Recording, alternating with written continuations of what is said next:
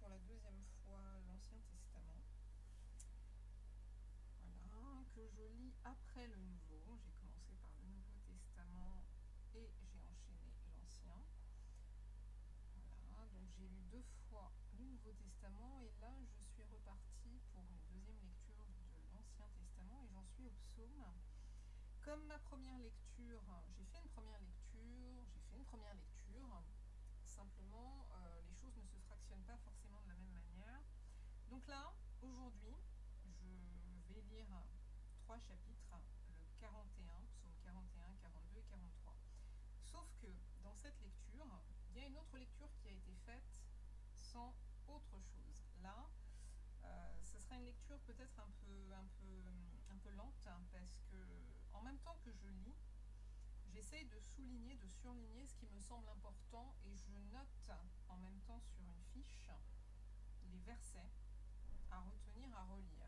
Donc forcément, ce sera plus long. Chapitre 41. Au chef des chantres, psaume de David. Heureux celui qui s'intéresse aux pauvres.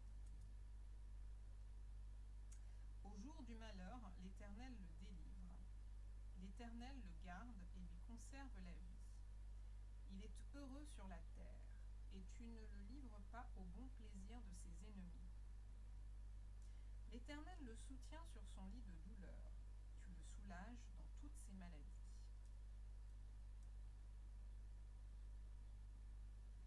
Je dis, Éternel, aie pitié de moi. Guéris mon âme, car j'ai péché contre toi. Mes ennemis disent méchamment de moi, quand mourra-t-il? Quand périra son nom?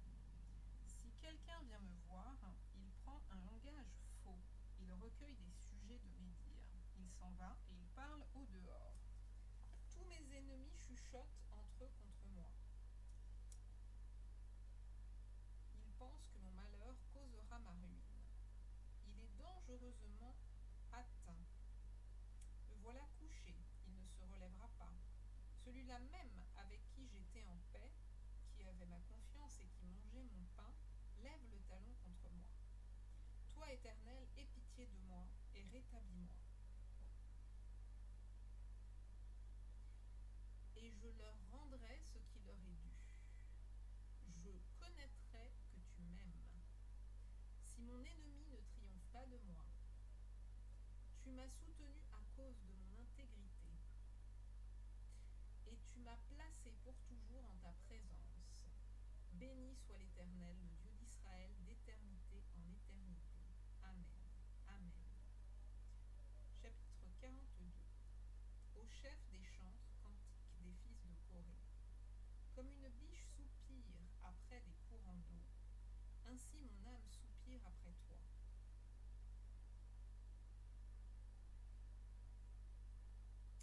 Mon âme a soif de Dieu, du Dieu vivant.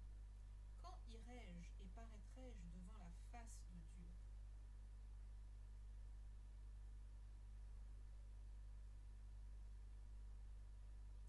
Mes larmes sont ma nourriture. Oh là là.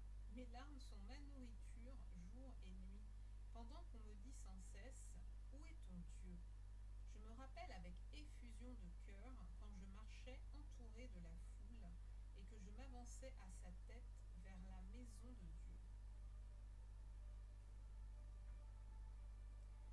Au milieu des cris de joie et des actions de grâce, d'une multitude en fête, pourquoi t'as battu mon âme et gémis-tu au-dedans de moi? Espère en Dieu, car je le louerai encore, il est mon salut et mon Dieu.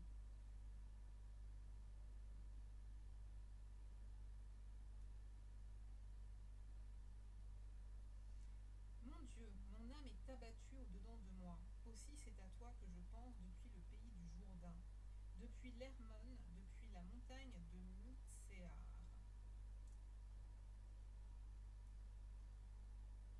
Un flot appelle un autre flot au bruit de tes ondées. Toutes tes vagues et tous tes flots passent sur moi. Le jour, l'Éternel m'accordait sa grâce. La nuit, je chantais ses louanges. J'adressais une prière au Dieu de ma vie. Je dis à Dieu, mon rocher, pourquoi m'oublies-tu?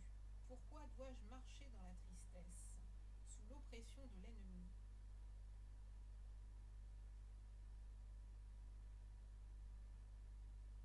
Mes os se brisent quand mes persécuteurs m'outragent, en me disant sans cesse « Où est ton Dieu ?» Pourquoi t'as battu mon âme et gémis-tu au-dedans de moi?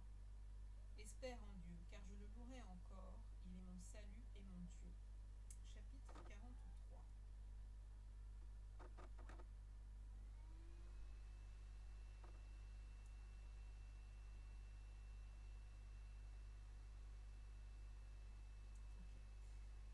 Rends-moi justice, ô Dieu, défends ma cause contre une nation infidèle, délivre-moi des hommes de fraude et d'iniquité. Toi, mon Dieu protecteur, pourquoi me repousses-tu?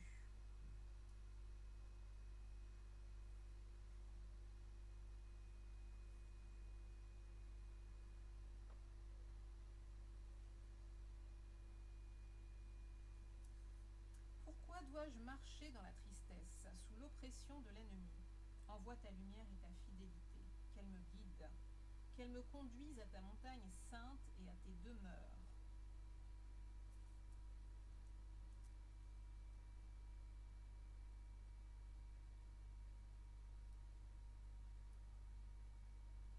Je répète, verset 3, envoie ta lumière et ta fidélité, qu'elle me guide, qu'elle me conduise à ta montagne sainte et à tes demeures. J'irai vers l'autel de Dieu, ma joie et mon allégresse, et je te célébrerai sur la harpe, ô Dieu, mon Dieu. Pourquoi t'as battu mon âme et gémis-tu au-dedans de moi? Espère en Dieu, car je le louerai encore, il est mon salut et mon Dieu.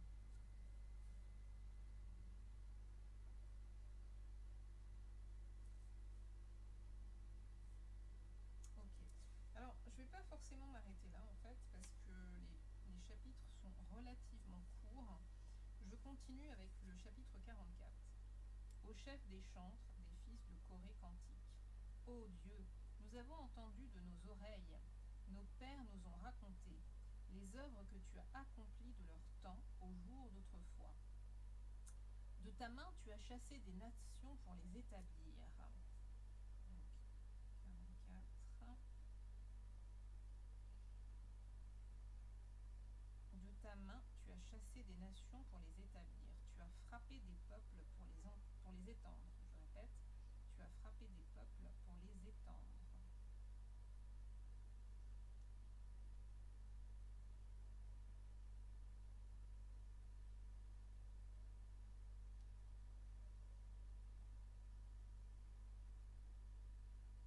Donc là, je souligne, nos pères nous ont raconté les œuvres que tu as accomplies de leur temps. De ta main, tu as chassé des nations pour les établir. Tu as frappé des peuples pour les étendre. Et je reprends au verset 4. Car ce n'est point par leur épée qu'ils se sont emparés du pays. Ce n'est point leur bras qui les a sauvés, mais c'est ta droite, c'est ton bras, c'est la lumière de ta face.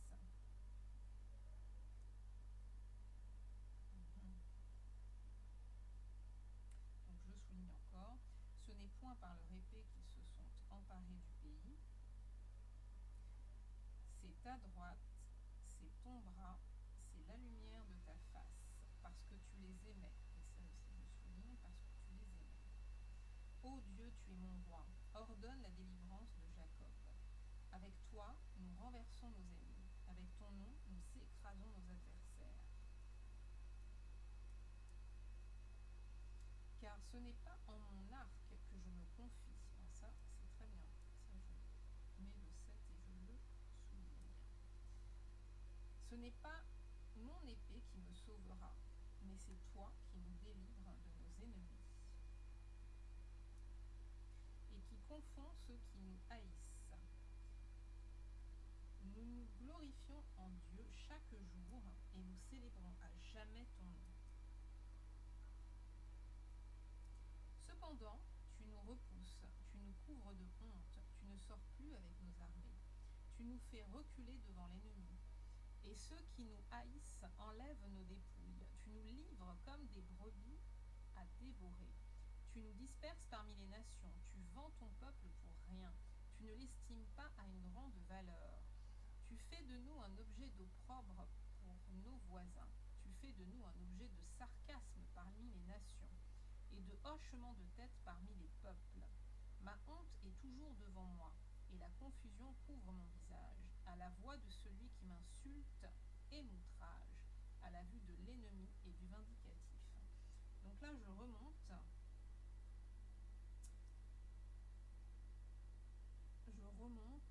Et je vais simplement surligner, parce que là, je pense que c'est prophétique et que David ne parle pas forcément de lui et des batailles qu'il a menées, mais peut-être du peuple juif ultérieurement, puisqu'il est bien question de dispersion. Tu nous disperses, voilà. Au verset 12, tu nous disperses parmi les nations.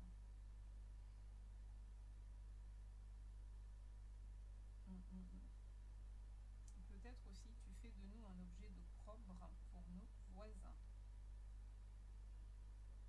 Tu fais de nous un objet de sarcasme parmi les nations et de hochement de tête parmi les peuples. Bon, je souligne ça, donc on va dire de 12 à 15 les versets.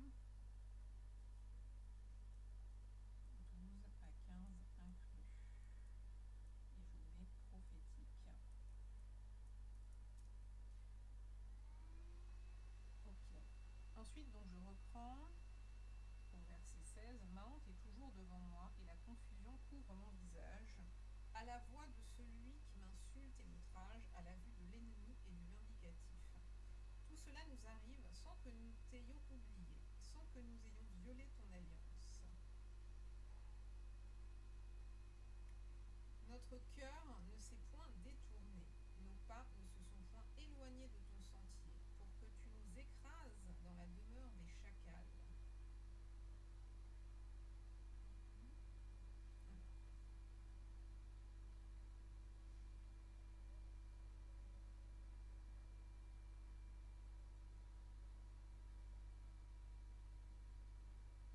Je reprends le verset 20. Pour que tu nous écrases dans la demeure des chacals et que tu nous couvres de l'ombre de la mort. Si nous avions oublié le nom de notre Dieu et étendu nos mains vers un Dieu étranger, Dieu ne le saurait-il pas? Lui qui connaît les secrets du cœur. 22, celui-là me paraît important. Donc 21, 22. On va prendre 21, 22. Voilà, si nous avions oublié le nom de notre Dieu et étendu nos mains vers un Dieu étranger, Dieu ne le saurait-il pas, lui qui connaît les secrets du cœur? Et c'est à cause de toi qu'on nous égorge tous les jours, qu'on nous regarde comme des brebis destinées à la boucherie. Réveille-toi, pourquoi dors-tu, Seigneur? Réveille-toi, ne nous repousse pas à jamais. Pourquoi caches-tu ta face? Pourquoi oublies-tu notre misère et notre oppression? Car notre âme est abattue dans la poussière, notre corps est attaché à la terre. Lève-toi pour nous secourir, délivre-nous à cause de ta bonté. Donc là aussi, je me demande s'il n'y a pas un parallèle un peu prophétique. De la même manière que David, à un moment donné, dans un de ses psaumes, a chanté, a parlé, et en fait, il parle du Christ, de la passion du Christ, de ce que Christ vit, en disant ils se sont partagés mon manteau, etc., etc. Je ne sais plus exactement les propos avant, mais il s'agit de Christ. Donc c'est une prophétie, puisque ce n'était pas encore arrivé. Là, nous sommes dans l'Ancien Testament, nous ne sommes pas encore dans le Nouveau, Jésus n'est pas encore né. Bien, donc là, l'abandon, Jésus s'est senti abandonné. D'ailleurs, sur la croix, il a dit Abba, enfin non, je ne sais pas s'il a dit Rabba ou Rabbi, père, enfin, parce que père, on peut le dire de plusieurs façons. Abba, ça veut dire père, mais Rabbi, Rabbouni, je ne sais plus, je crois que c'est père aussi, ou enfin, je ne sais plus. Peu importe, mais en tout cas, Jésus a dit pourquoi m'as-tu abandonné? Donc il s'est senti abandonné. Il s'est senti abandonné alors qu'il était outragé. Voilà, donc peut-être que c'est un parallèle, je ne sais pas. Je ne sais pas, il faudrait voir parce qu'en plus il semblerait qu'il y ait un parallèle entre l'Ancien et le Nouveau Testament et que l'on puisse lire certains livres en parallèle. Donc voilà, et qu'il y ait un parallèle entre les livres qui peuvent se lire ensemble. Ok, donc là j'en suis, j'ai lu le 44, le 45 je tourne. Bon, il me paraît un peu long, et comme je ne suis pas sûre d'être au calme complet pour lire, je ne vais pas m'aventurer. Je ne vais pas m'aventurer. Je ne vais pas m'aventurer. Quoique, ça a l'air sympa, mais non, je ne vais pas m'aventurer. Je verrai ça plutôt demain. Par contre, donc je vais essayer de mettre ça sur la page qui recense un peu ce que je fais autour de Dieu sur Facebook. Voilà, la page qui a pour dénomination Katiushka Pi. Je vais mettre ça et j'essaierai de copier-coller aussi l'adresse de la vidéo sur YouTube ou ailleurs qui fait état de lecture des psaumes. Je pense que les psaumes, je ne les ai pas lus sur YouTube. J'ai dû les lire sur Dailymotion ou sur Esther sans musique et paroles ou un truc comme ça. Parce qu'il y a 2 chaînes sur YouTube et il y en a 2 aussi sur Dailymotion. Il faut absolument que je retrouve ça. Et peut-être que les informations, je les avais concentrées sur l'autre page Facebook qui s'appelle aussi Katiushka Pi, mais qui n'a pas le même avatar. Parce qu'il y en a 2. Il y en a une où le cœur, vraiment la photo qui normalement représente la chaîne, est en bleu, avec un cœur blanc d'oiseau. Voilà. Et autour, parce que moi je ne change pas énormément les images, à la limite je dirais que le cœur doit rester le même. Par contre, l'extérieur peut changer éventuellement, mais le cœur doit rester le même. Et autour, on a effectivement de la verdure, des feuilles. Et ensuite, la deuxième chaîne, Katiushka Pi, première mouture, c'est un enfant, donc c'est plutôt des tons vert, bleu assez clairs, vert, bleu, blanc. C'est un enfant qui joue de la flûte à un chat. Et ça, c'est vraiment l'image cœur. Et l'image qui est autour, je ne sais plus, il faudrait que j'aille jeter un coup d'œil d'ailleurs. Voilà. Et je pense que sur cette première chaîne, qui a été créée, première page, pardon, qui a été créée sur Facebook après la suppression de la toute première que j'avais créée sur Facebook, et qui a dû être effacée en novembre de l'année dernière, novembre 2015, parce qu'il était question d'un changement de la politique de confidentialité, et que je n'avais pas du tout envie que certaines informations de périodes très tourmentées, 2011, 2010, 2009, période très tourmentée, j'avais mis beaucoup de choses et je ne voulais pas qu'il y ait une trace de ça, donc j'ai préféré supprimer vraiment la page. Il y avait beaucoup d'informations. Enfin bref, revenons. Je vais donc essayer de trouver l'adresse de la vidéo, quelle que soit donc la page où elle se trouve, qu'elle soit sur YouTube, que ce soit la Nouvelle Arche, ou que ce soit Esther sans musique et paroles, ou sans musique ni paroles, ou que ce soit sur Dailymotion. Alors sur Dailymotion, je trouve, j'ai plus les noms, mais ouais, il faut que j'aille vérifier, parce que du coup Dailymotion, je l'utilise beaucoup moins, et vraiment j'ai même plus les noms des 2 chaînes en tête. Mais il y en a 2 aussi, il y en a 2. Donc il faut que je les retrouve, parce que bon, comme ça on a des trucs qui se baladent, des gens qui lisent ce qu'on a pu mettre à une époque et on n'est même pas au courant. Donc il faut quand même vérifier. Voilà, c'est bon. On arrête, 18 minutes 36, ça va.